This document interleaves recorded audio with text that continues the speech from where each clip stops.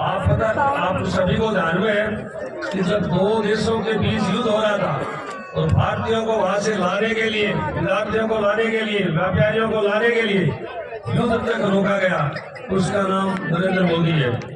आप सब जानते हो इस बात को। हमारे देश के प्रधानमंत्री में 3 विशेषताएं हैं जो विश्व के किसी भी नेता में नहीं। विश्व का लोकप्रिय नेता नरेंद्र मोदी है। विश्व का सबसे ईमानदार व्यक्ति है वो भी नरेंद्र मोदी है। आज तक भारत का कोई भी व्यक्ति ईमानदारी में नहीं चुना गया, जबकि विश्व की जो एजेंसियां है, पहली बार भारत का ईमानदार नेता नरेंद्र मोदी चुना गया और वह भी पहले स्थान पर चुना गया।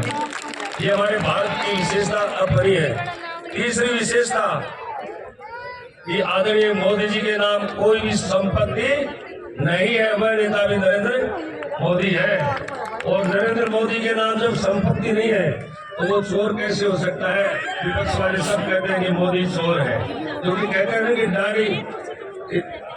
दाढ़ी में तिनका कहते हैं ना, चोर की दाढ़ी में तिनका, तो खुद चोर है, सब आपको पता है। मोदी जी जब संपत्ति नहीं है तो चोर कहां से होंगे? और आपको ध्यान में भी है कि मोदी जी जब भी प्रधानमंत्री बनने आए तो गुजरात से मुख्यमंत्री जब वहां से चले प्रधानमंत्री के लिए, तो उनके जो वेतन भी मिला था वो भी कर्मचारियों में उनकी बेटी की शादी के लिए बांटा गया था।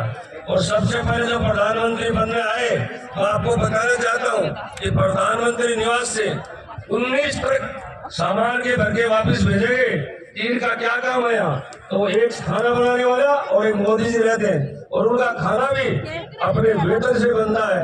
ये भी आपको सभी को ध्यान में होना चाहिए। और उनकी मैं एक बात बताना चाहता हूँ, उनकी एक भतीजी उनके निवास स्थान पर आई और उन्होंने कहा कि मेरा एक इंटरव्यू है और उसमें मुझे सिलेक्शन करवाओ।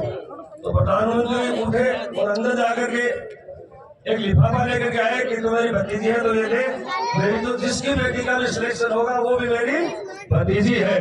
ये उनका एक उदाहरण है कि सारा जो भारत है उसमें जो बेटियां हैं वो मेरी सारी भतीजी है। उस उनके आपको एक बात भी सुनी होगी, जब मन की बात बेटी बेटियों से विद्यार्थियों से कर रहा था, आपने सबने टीवी पर सुनी होगी, तब एक लड़की ने उठ करके मोदी से पूछा कि आपकी इतनी उम्र होते हुए भी आप में इतनी ऊर्जा कहाँ से आती है?